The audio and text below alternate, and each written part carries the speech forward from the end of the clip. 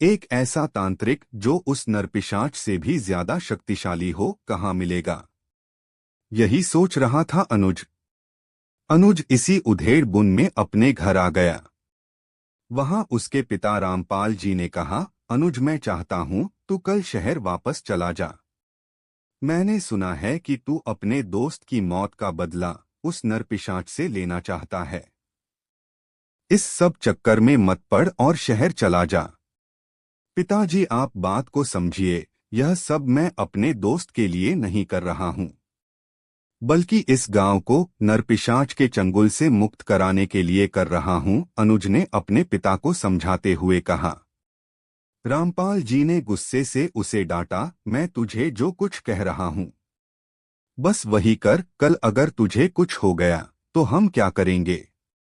आज तक उस तांत्रिक से कोई नहीं जीत पाया, न जीते जी न उसके मरने के बाद। अनुज बहुत डर गया था।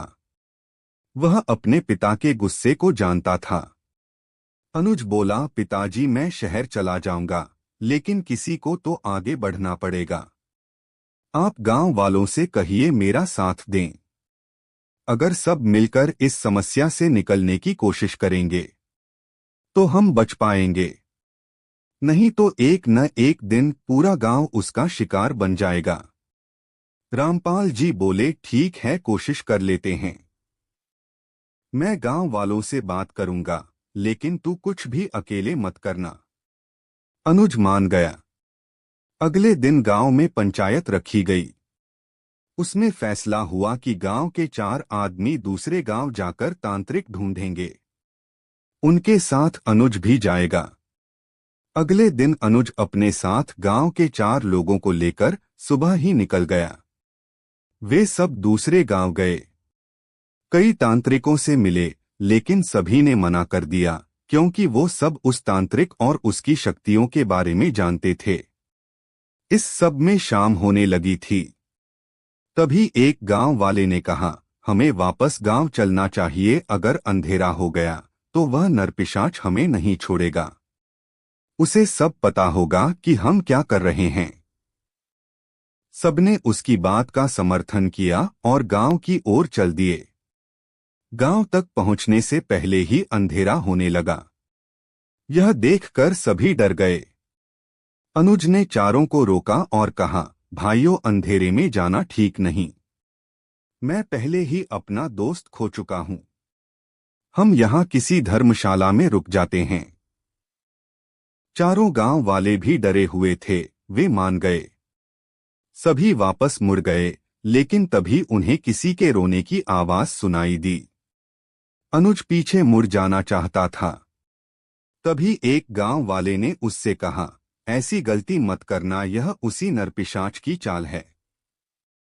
पीछे मुड़कर देखा तो वो तुम्हें अपनी ओर बुला लेगा।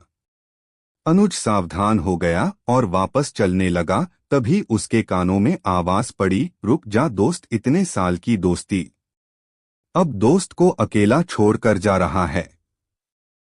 यह नरपिशाच मुझे रोज मारता है, मुझे बचा ले।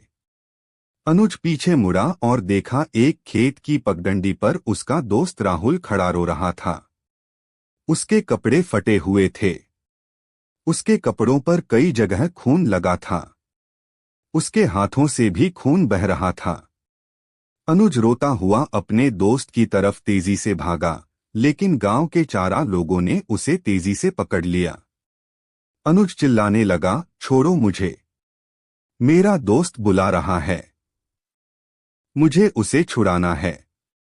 तभी एक गांव वाले उसे थप्पड़ मारा, बेवकूफ तू तो मरेगा ही, हमें भी मरवाएगा। वो तेरा दोस्त नहीं है। नरपिशाच ने उसे अपना चेला बना लिया है। वह अब तेरा दोस्त नहीं है। नरपिशाच मार डालेगा हम सबको। अनुज की हालत खराब हो गई थी। वही वहीं जमीन पर बैठ गया। एक ने उसे पानी पिलाया। उसकी आंखों से अब भी आंसू बह रहे थे। 2 आदमियों ने उसे उठाया और अपने साथ लेकर आगे बढ़ गए। पांचों अब एक धर्मशाला में रुक गए थे और सुबह होने का इंतजार कर रहे थे।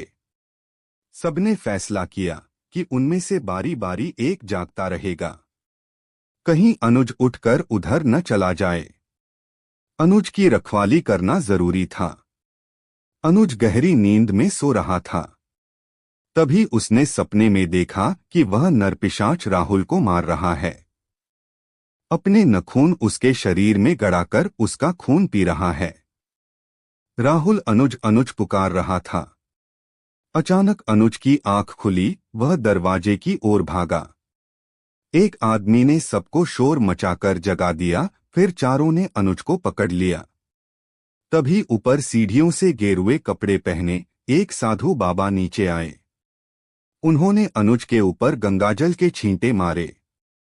अनुज शांत हो गया। वह अब बेहोश सा होने लगा था। दो आदमी उसे पकड़कर कमरे के अंदर ले गए। साधु बाबा के पूछने पर बाकी दोनों आदमियों ने सारी बात बता दी।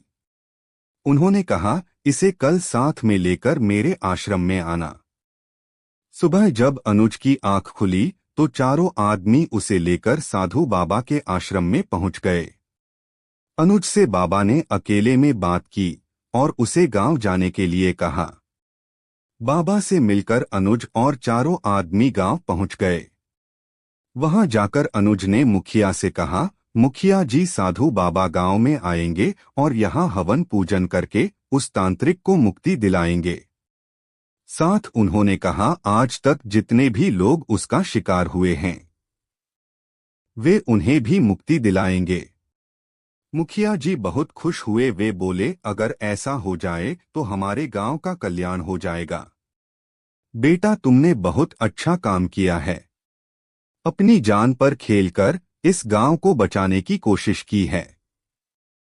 2 दिन बाद साधु बाबा गांव पहुंचे। उनके साथ उनके कुछ शिष्य भी थे। उन्होंने गांव में हवन करना शुरू किया। उन्होंने उस दरवाजे को खोलने के लिए कहा। दरवाजा खोल दिया गया।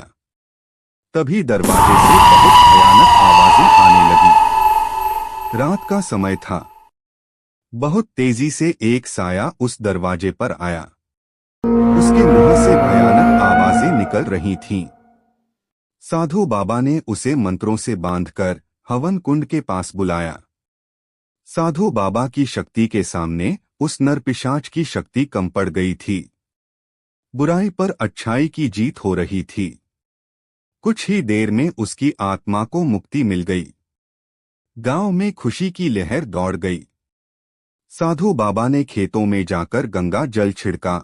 साथ ही गांव वाले भी अपने अपने खेत में पहुंचे। इसके बाद साधु बाबा ने गांव की सीमा पर जाकर एक बड़ी सी कील मंत्र सिद्ध करके मुखिया जी को दी और कहा, इसे यहां गाड़ दो। आज के बाद कोई भी बुरी शक्ति गांव में प्रवेश नहीं कर सकेगी। इस तरह गांव वालों को उस नरपिशाच से मुक्ति मिल गई।